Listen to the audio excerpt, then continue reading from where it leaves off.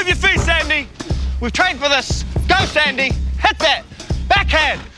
With the ASB Classic coming up, we've been thinking about balls. Tennis balls. We Kiwis love them. We use them for all sorts. And some of that. But we keep losing them. And that, my friends, sucks. And not just for these guys, for the environment. Leaving all those synthetic fibres underneath your Nan's spotted laurel. So this summer, we've created a world first, the ASB Sustainaball. A biodegradable tennis ball with a native seed inside. A tennis ball that plants a tree. Pretty cool, eh? So next time your cousin wallops one into the wops, don't think, oh, stink. How about cheer? Cheers. Oh, yeah. Yes. Because your loss is a win for New Zealand. Hi everyone, welcome back to Voices of Effectiveness. For those of you that have survived the first two videos and decided to have a punt on the third, I'm delighted that you're back with us. For those of you that are discovering this for the first time, the reason we're doing this is to feature the story of effectiveness behind some campaigns that you may not have heard of or that you have seen or glimpsed, but always wondered, oh, I wonder how that worked. And I wonder how they set about building an effective campaign to solve that problem. So it'll be the usual format. I'll ramble on for a little bit.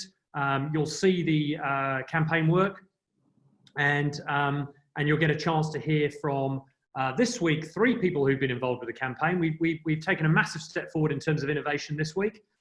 We've only had 1 victim, but there was some readers' feedback that said they'd had enough of me and they wanted other people in the mix. So to dilute me, I'm delighted to welcome, we'll start with Claire Beatson, who's Head of Planning at WiTH Collective, John O'Ray, who's the Brand Sponsorship Manager at ASB, the client. I don't know why I did that, he's the client. And John Marshall, who's GM of WiTH Collective, who makes everything happen and keeps everything tickety-boo. But it does look like he's just come out of a milk tray ad, but looking very commando. I was just finished on cat burglaring, so excited about this. I love this sort of lockdown sideline you've got going. It's very good. We all have to supplement our incomes. It's the gig economy. Claire wore a suit, so I should have done that. Even Jono wore a shirt. It's good. You put you two to shame. And no, me. I'm like business at the top, party at the bottom. I'm in a suit jacket and slippers. Right, excellent. The perfect lockdown combo. Exactly. This is the first time I've worn a long sleeve shirt with a collar. So yeah, I'm the same. I've got this going on. It's very flash. I know. I liked it when we all just looked deeply average. It was much less intimidating. But anyway, let's move on. It's lovely to have you all join us, and thank you for making time, because I know it's a busy time for the bank, as it is for many brands and businesses, as we all sort of orientate our way through the kind of new normal, as it's fast becoming a cliche to say. But we are delighted to be able to talk to you about the campaign Sustainaball for ASB. And this is some work that you did at the beginning of this year with ASB Bank to sort of celebrate its partnership with the ASB Classic. And I thought, actually, at this point, I'll probably start to shut up. And Jono, if I may, I'd like to just ask you about kind of how this brief came about and kind of the background from your perspective as the client. Yeah, thanks, Murray. I guess some background, ASB has been sponsoring the tennis for 23 years now. And I think everyone knows the tennis tournament that happens the first couple of weeks of the new year in Auckland. And I guess it's really everyone's excuse to flag off their first couple of days of work and head down to the corporate boxes at Stanley Street. Absolutely. And so I think for us over the last couple of years, the tournament has gone from strength to strength, and it's been a real positive for everyone involved. You had a lot of new sponsors coming on board, and then you've had existing sponsors stepping up their game significantly. And for ASB, our name's on the tournament, and our fingerprints are really over everything. And over the last couple of years, with all the other brands that have been activating and taking it to a new level, our brand awareness and attribution and results we've been getting back from the tournament have probably plateaued a bit. And we've probably been sitting there looking at some of the other activations and other brands, a little bit of envy, going, how did they do that? Or wish we had done that. And so this brief really to WiTH was all about I guess, making ASB cool again at the tennis and really stamping our authority and going, it's our tournament and we do everything the best, and we're gonna have the best activation and leverage campaign around it. So that was, I guess, the first start. And then the second point was really, the last couple of years we've been really focused on looking after our customers at the gate, priority gates, ensuring that our ASB customers had seat cushions, and really focus on enhancing their enjoyment of the tennis on the day. But what we've been really struggling to unlock, I guess, is, you know, there's only 70,000 people that come through the gates. It's a much bigger investment and we want a bigger return than just those 70,000. So it was really a challenge to WiTH as well, to go, how do we talk to more people outside of just those that are coming to Stanley Street and that are tennis fanatics? And that was, I guess, the challenge. You know, the average age of a tennis fan on the global tour is 74 years old, and we're wanting to talk to much younger consumers these days. I'm sure Claire will touch on exactly who our target audience was. But yeah, the challenge going is people aren't necessarily coming there for the tennis, and we've probably been focusing and talking about the tennis probably too much in the past. So we really needed to evolve what we were talking about, whilst also staying true to, I guess, the brand and our association and our true love of tennis. And I guess that was the brief to WiTH. And then they came back with a crazy little idea of planting seeds and tennis balls. I'm not sure where that came from. I love our industry. It's like, that was the brief, and we came back with seeds and tennis balls. Brilliant. It's so obvious. Yeah, it's so obvious. It was right under our nose. Hey, look, that's great. And look, I think that what's so interesting, and what I think is relevant to people watching this, especially if they're sort of growing up and starting to work on bigger brands in the industry, is you're going to get these kinds of briefs, aren't you? These are the briefs where a brand has had a relationship with a sporting event or a non-for-profit or a partnership, and they want to leverage it. And these are classically briefs that you can do really, really badly if you put your mind to it. You know, or you can do them spectacularly well if you really put your mind to it. And I think this is a wonderful example. And I think ASB has always prided itself on wanting to take its association with the tennis and really try to maximize the impact of that beyond that immediate audience. And so I'm really excited to hear kind of the nuts and bolts that went into how we got to seeds and tennis balls, because it's fantastic. So should we talk about how you got this brief? You thought this is exciting and probably slightly scary. It's got a bit of pressure here. But what happened next? Claire, do you want to tell us the story of how you sort of responded to the brief? Well, funnily, not the usual pressure of a big brand brief, you know. Yeah. So, but an excellent challenge in the sense that the Classic had overtaken the brand. So we needed to get more brand attribution back for ASB. And our way into this brief has been the way into every brief we're looking at the moment, which is ASB have got a new target audience, call it our playbook audience, and they're 18 to 34s, which is bold for a bank because they're not the biggest customers of the bank, but they will become the biggest customers of the bank. So our playbook strategy is to focus on 18 to 34s. So when you look at 18 to 34s and you look at the brief on the table, you realize that they're really not into tennis at all. Oops. Only 12% of them, 12% of them followed or even liked tennis. Right. And then adding to that, not only did they not follow tennis, but they believed it was kind of snooty, white, upper middle class. And 47% of them said it was really important to live in a socially and ethnically diverse community. So we're dealing with like kind of multiple barriers from a target audience point of view. So, I mean, what we did, we've got really, one thing we're really lucky with at the bank is to have really rich insight via TRA. And we know a lot about our target audience. And one of the key drivers, we've done a piece of research not too long before this, one of the key drivers is sustainability and the environment. So we're going, okay, they don't care about the tennis, what do they care about? And when we know what they care about, is there anything in there that we can marry together to make it relevant? So the creative challenge was about that. How do we tap into their values, align with their values and beliefs? And how do we do it in a way that we also decided to have a bit of fun? We just decided that lots of sponsorships are too worthy and lots of banks are too worthy. So that was the other thing. We really wanted to have a bit of fun with it. And the third part, which made it really interesting, which is really, I think, sparked that idea of creating a product and turning it into a medium, was this challenge of how do you democratize the tennis? How do you talk to the millions of people outside the stadium that don't have a ticket and that won't be a bum on a seat in that arena, and let them actually have a really fun interaction with the brand. That's awesome. I think what's lovely there, you put it so well. Another good learning for people is, whilst the brief might start with the product, which is the tennis, you sometimes got to be brutally honest, haven't you, with the fact that that may not be the thing that people are actually interested in or looking to experience. But if you can start with what interests them and then build the bridge back and find that connection, that's often where the gold lies. Exactly right. And I think, you're so right about the honesty part, because, we always harp on about needing to really clearly identify the problem, right, as a planner. Yeah. And I think that level of honesty is really important. That is a problem. And we were all honest about it. We went, right, no pretending here. This is what we've got. So I think that was another really, really key part of the success, is that everyone was just like, cards on the table. Where do we go? Yeah, fantastic. And then often in that moment, it starts to open up people's minds to a different style of solution. And I also love your comment about just taking, sort of not doing what typically is done, which is everything gets turned into a very worthy exercise and celebrating the athletes and the virtues of athletes, and sort of then trying to graft the attributes of athletes back onto a corporate entity. We're all into determination and courage and winning. And it's like, well, every colour bank does that. So how do you actually create something that's going to be genuinely engaging and motivating and a breath of fresh air? That's right.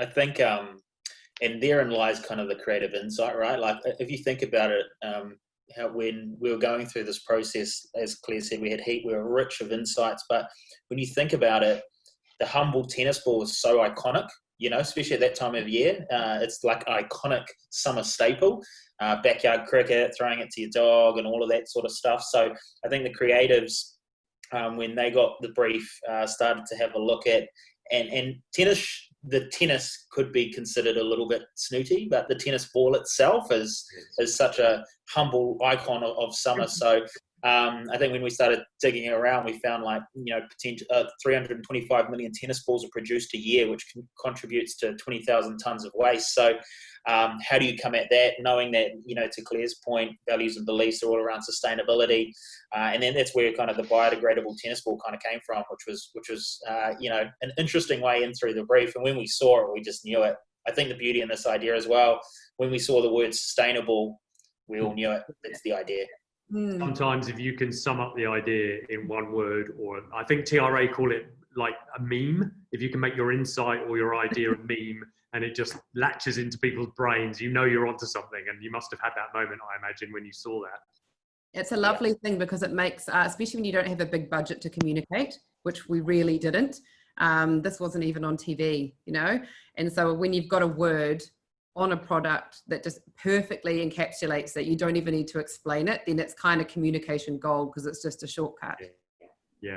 Perfect. Interesting. What was your thought, Jono, when we first presented? I've never asked you the question, actually. I'm taking Murray's job, so I'll be running this next week.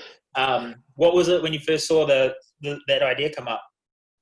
Oh, I think we all knew in the room instantly that this was the idea we've been, looking for and wanting, and almost jealous of others having. I think it's so intrinsic with our ASB DNA around humour and fun. So it wasn't all that different to what, we've probably been delivered in the past. So it was true to the brand. And of course it linked back into the research that we'd just done around sustainability, but we just knew instantly it was gonna get brand fame. People were gonna talk about it. When you're sitting down there at the tennis court drinking your glass of champagne or your Heineken, you were going to walk away and remember the Sustainaball. You might not have remembered what we had done in the years gone by around seat cushions, but you were going to remember that. And I think the most exciting thing was some of the research that we did was people knew about it before they came to the tennis. Yeah, so I think it was 65% of people knew about it before they'd come to the tennis. And then everything that we did at the venue only landed and built onto it. But yeah, I remember walking out of that creative presentation going, I think you presented 4 or 5 ideas, just disregarded the other 4, and we were locked in on that from get-go.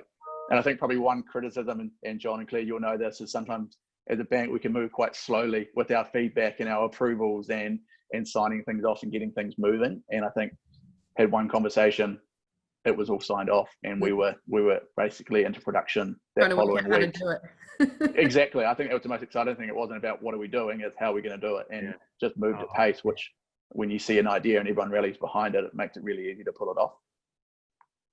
No, that's fantastic. And so can I pause at this point and say, in terms of, as you were thinking about the idea, and clearly there was a ton of creative excitement around this is both on strategy and it's creatively really fresh. And that's a magical thing when you get to that point in a project.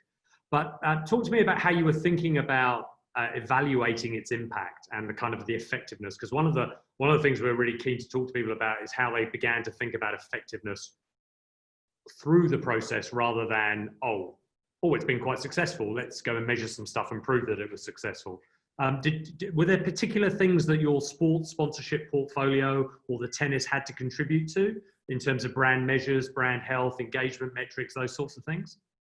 Yeah, I think for us, the big one is brand love. And, you know, over the previous couple of summers, we had seen our brand love scores hold or not see the spike that we had traditionally seen across those summer months when we had the classic. So for us, it was actually identifying that we knew that the work we had been doing wasn't successful. So I guess that was almost the, you know, the green light to break the mold and do things quite differently.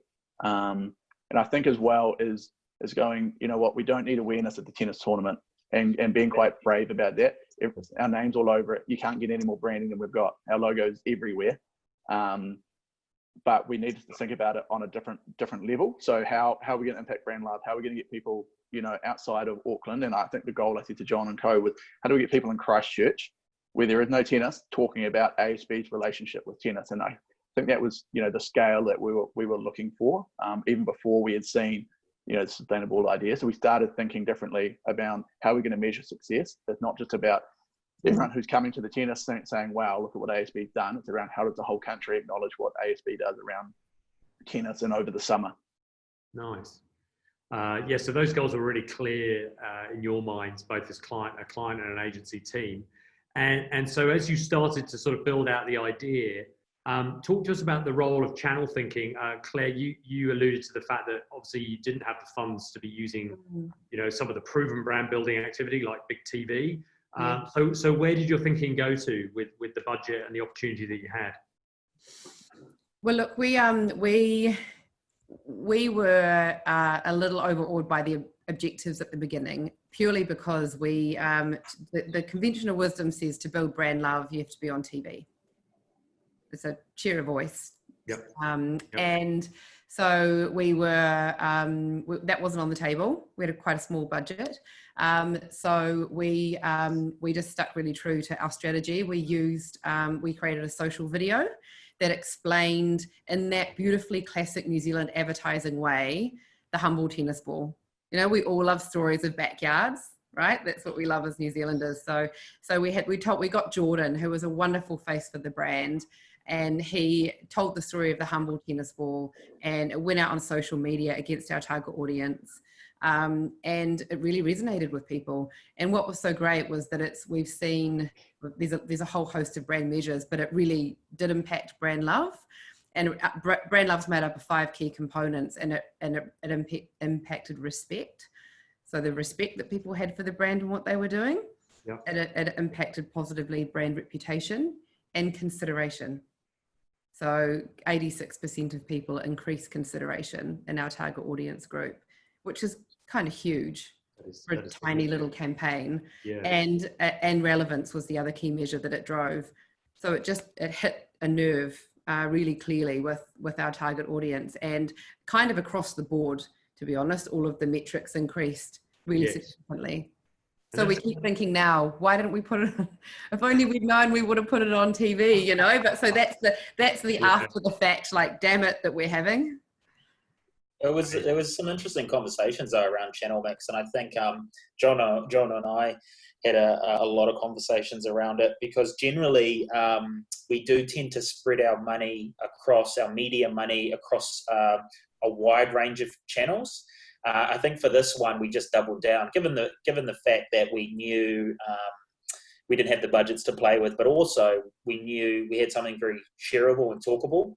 So we just really doubled down on social and outdoor in and around the tennis. So it was probably something from a media point of view, it was looking at it very differently as well. So credit to the media guys on that, because with some of these ideas, you can kind of want to try to put it everywhere, but actually with our budgets, let's just focus on one and try to do it as hard as possible. So it's given us some good learnings as we plan all of our media moving forward. So, and I guess you were using the social video as a sort of surrogate for the power of moving image on broadcast TV. Exactly. But we know from the data that if you can't do TV, then video is really important in terms of driving some of those brand building effects and some of those longer term effects. So in a sense, you were doing as much as you could relative to your budget, but trying to get the optimal sort of, not even mix, but you just went quite deliberately on kind of video as a way of engaging people with the idea, knowing that would probably have some longer term benefit as well. We also know from the data that that the more consistently a brand uses specific channels, then you get cumulative attribution effects. So that really stood true in this sense as well, as, you know, rather than kind of the old school way of trying to be in every channel you possibly can. You know, if you choose and own a couple of channels and play in those, it can actually have like massively more impact for your brand. So that was another tick in that box. That's right. I think it was with our guest last week, Dan, talking about This Girl Can. Dan is the strategy director at Stanley Street. We were talking about the nature of smart integration. And the integration always used to be, oh, well, you know, I've done 3 press ads and a TV ad and I've done a shelf wobbler and, you know, I've kind of covered all the bases. Look, it's an integrated campaign, but actually it's as much about what you don't do and what you choose to sacrifice, which is basically channel strategy. It's a tenet of strategy, it's about sacrifice. And so I think this is a great example of saying, you know, have the courage not only get a great idea, but then also really optimize it with your channel strategy as well, even though you've got a very small budget. So people should take heart that you can still build brand, even though you've got a small budget. Clearly you had a very powerful property to work with, but you know, it's easy to get these things wrong. You know, as Jono, you said, for the last couple of years, you'd essentially flatlined a bit and you weren't happy with the impact that it was contributing to brand. Yeah, I think one of the things we were probably most willing to let go of was actually our association to the tournament. You know, in the video, Jordan says ASB Classic, but that was one mention. You know, we could not have had ASB Classic mentioned anywhere, but because our association was already so strongly linked to tennis, we didn't almost need the sponsorship to be promoted through it. That does its own job through the media and the tournament itself. So I think it was probably the thing we're quite proud of, is going, actually, we don't need to drive awareness of the tournament. We don't need to help drive ticket sales or, you know, help when you've got Serena Williams coming along to do all those types of things and generate the interest. But, you know, it wasn't our job. Our job was to elevate ourselves and our brand. I think probably in the past, you almost sometimes become intertwined when your name is on the tournament. You want to do everything to make that tournament great. Yeah. But almost this year, we're almost a little bit selfish and we're like, you know what, we're really just going to focus on ASB and owning this tournament from our point of view. And I think, you know, it enhanced the overall experience for the tournament as well, because all of a sudden they're talking about, or they're feeding media inquiries about our campaign, our interest in it as well from a really different angle. Yeah, nice. So it creates a whole new sense of energy around the tournament, or at least contributes to that, and which complements the players who've turned up and the growing sort of player list and all the stuff that the tournament's been doing really successfully with. I think it's still Carl who's the director of it. Yeah, so it's been doing an amazing job with that property. God, I remember doing Heineken leverage campaigns on it, like back in 2008 or something, or back in the Stone Age, you know. I mean, that, as you say, that tournament, and that was when they were split. It was the Heineken men's and the women's. So there's been a huge evolution in the product. But I love that point, Jono. You're sort of saying get really tight on the role for communications. What is I think Claire, you mentioned this right at the beginning. Like, define what the problem is you're trying to solve for, or what the opportunity is you're trying to maximize. Don't just kind of drift into it, and have some of those honest discussions up front where you whittle the brief and the role for the work that you're then going to commission and try and develop. I think that's a really important learning for anyone watching this. ultimately, can you give us any more sense of the ultimate success of the campaign? So brand love rose quite significantly. You got that very strong consideration score. How about some of those intermediate measures, like people remembering the campaign, or getting hold of a tennis ball, or one of these amazing balls, which I've never been able to lay my own hands on, but I imagine they sell rather well on Trade Me, don't they? As sort of, yeah, I think you can blame Serena Williams for that, because she nicked about 3/4 of them, and when she asked for them, you kind of don't have any other answer but yes. That's a difficult conversation, isn't it? Yeah. So I think we this year we also approached it a little bit differently in terms of how we normally research it. So we obviously have our normal brand tracking measures, but we basically had a research set that went pre-tournament, during tournament, and post-tournament to measure, I guess, the long-term effect of a sponsorship. So of course, when you're sitting there on the lounge in the sun having a beer, you're going to love the tournament. But what does that say about the brand in 6 weeks' time? What do you truly remember?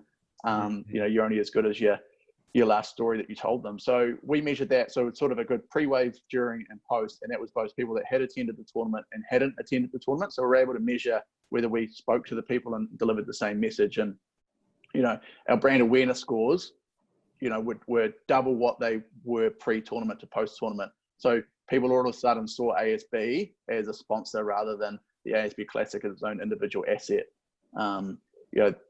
The enjoyment of the campaign, the likability of our campaigns are all high, significantly higher. So what was most interesting actually was there was actually a bit of a dip during the tournament when people were there, when they were exposed to so many more brands at the tournament. Like when you come in now, you come through the gate, you got the ASB, then you got Jaguar, you've got all the other sponsors all competing and doing such a great job that it's almost a minefield. So you walk away, how do you actually remember what you saw?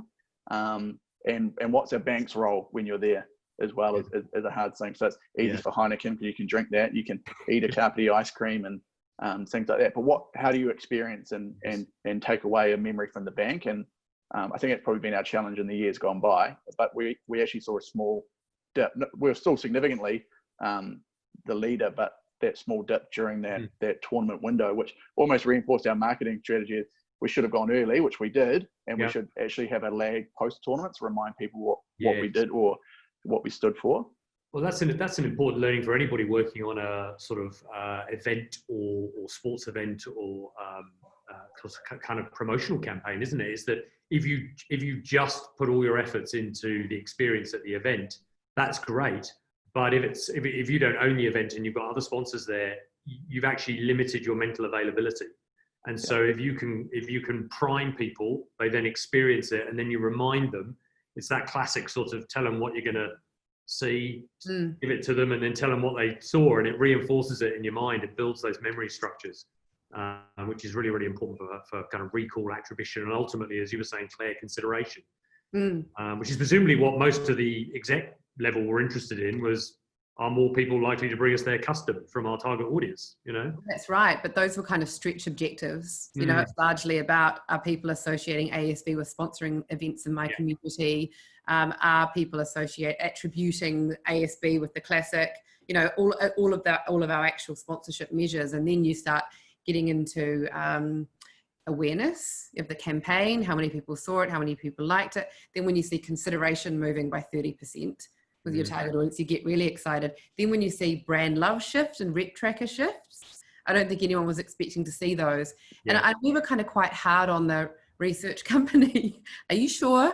Like, can you so that and the ELT at the bank were really interested in how the campaign had performed so well, because there were just huge spikes in all of the tracking, not just the social, which is what we were expecting. And so we got TRA to do a breakdown of the campaign itself, and it truly was the campaign. So it was a bit of an anomaly, but it has been a really golden performer for the bank. So of course now we've made ourselves a noose, because every brief that comes across the table, everyone wants a Sustainaball. Just pull that out of my back pocket. There you go. The curse of the second album. Well, there's been a lot of exactly right, and there's been post-analysis of, why was it so successful? And it is what we talked about with, activating it in a really meaningful way, the freshness of the idea, the connection with the target audience. But there's always something else. I think there's always like a third thing with those really impactful campaigns. And it is something to do with culture. It is something to do with, it's a moment, it's summer, it's sustainability. Everyone knows they should be talking about it, especially big corporates, but they don't know how. And doing it in a relevant way. And then the payback of actually having the seed inside.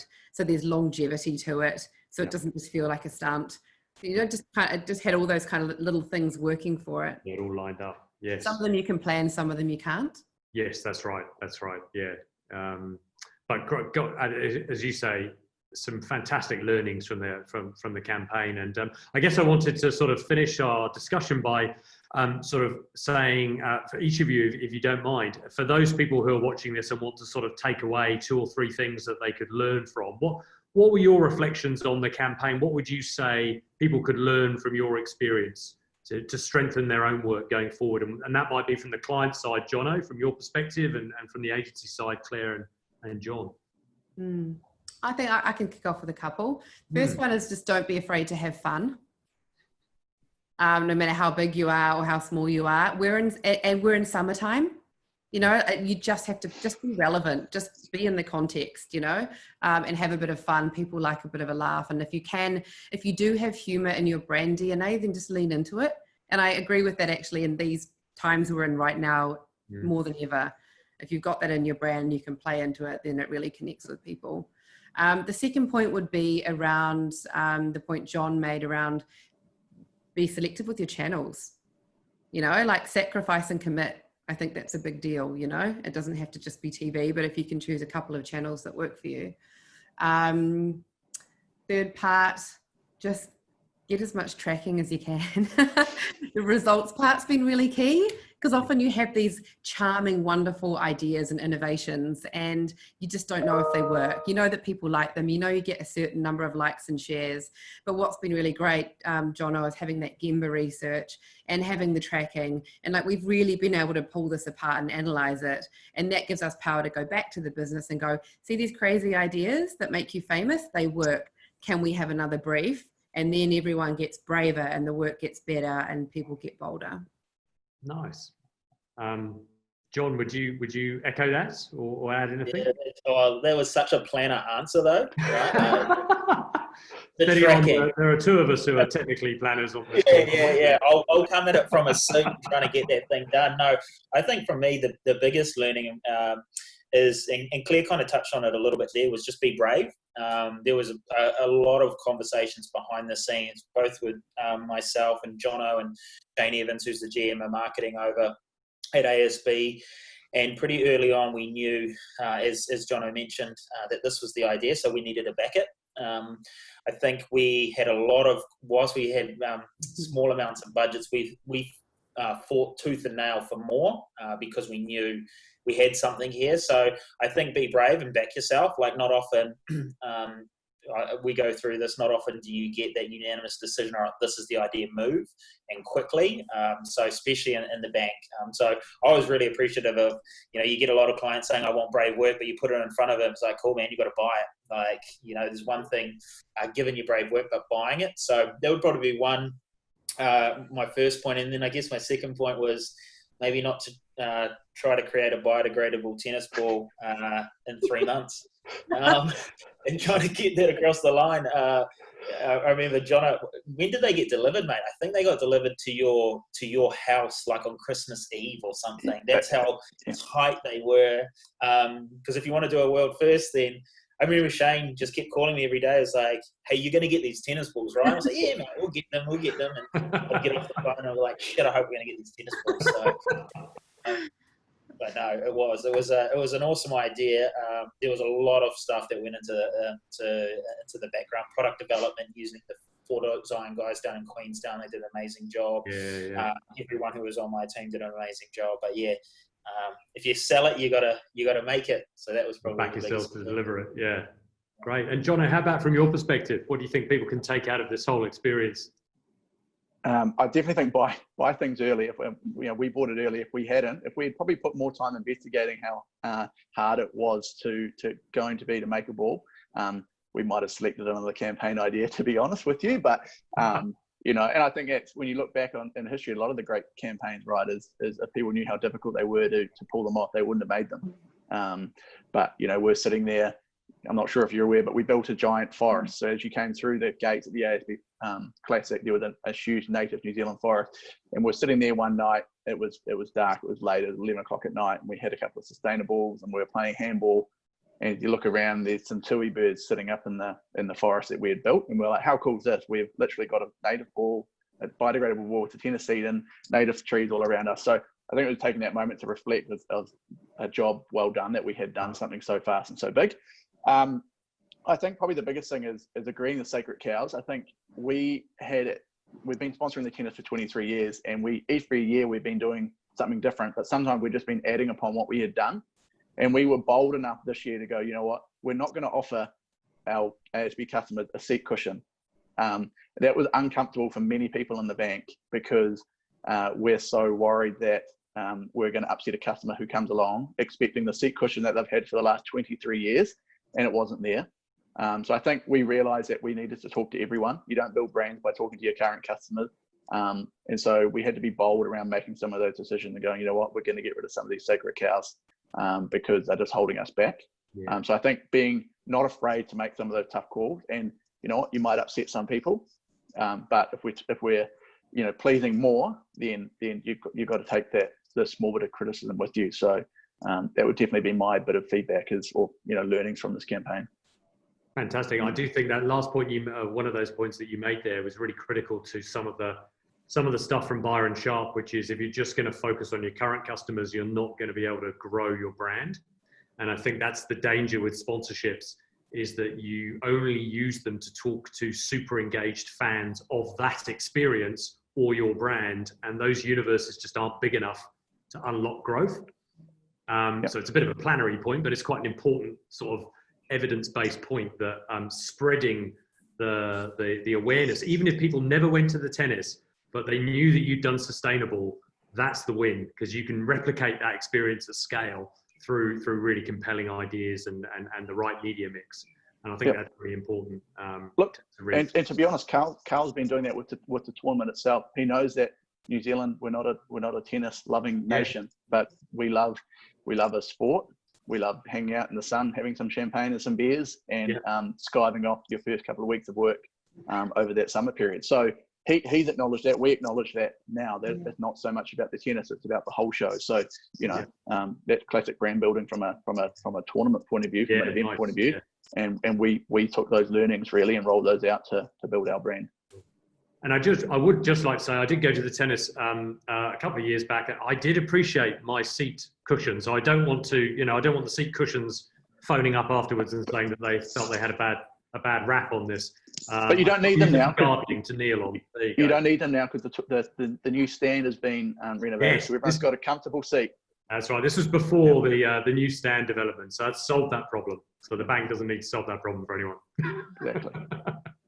Excellent. Well, look, thank you guys. I really appreciate your time. I know Claire's had to nip off a little bit early because she's got to get to another meeting, but thank you so much, Jono, for coming on and contributing the client perspective. I think it's been a richer conversation for that. And I think we've been able to highlight some really important learnings from what has been, I think, it was a real high point for me coming back at the beginning of the summer, before we obviously entered into this COVID world. It was just one of those lovely campaigns that just sort of came out. As you say, the tennis is something of a ritual for those of us in Auckland circles who live in the central suburbs. We sort of know it's going on. Sometimes you get a chance to go to it, but it felt like it went to a different level this year, and I think that was fantastic to see. So thank you both for both your courage, Jono, and the creative work that you guys at WiTH did, John, and your thinking through of the response to the brief. It's fantastic, and look forward to seeing what happens January 2021. Thank you, Murray. Thank you, John. Thank you, Jonathan.